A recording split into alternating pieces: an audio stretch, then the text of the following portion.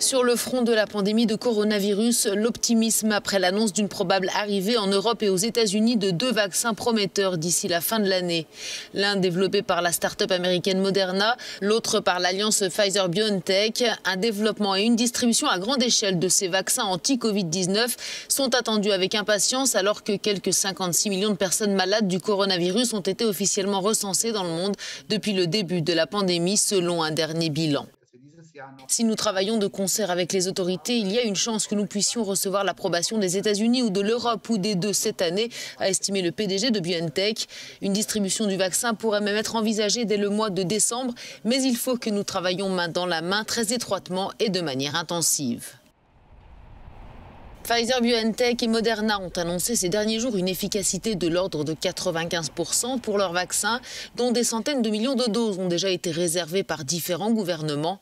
Rapportant une annonce de l'EMA, l'Agence européenne des médicaments, la présidente de la Commission européenne, Ursula von der Leyen, a elle annoncé que le régulateur européen pourrait donner son feu vert à leur commercialisation dès la deuxième moitié de décembre, si les procédures se passent sans problème.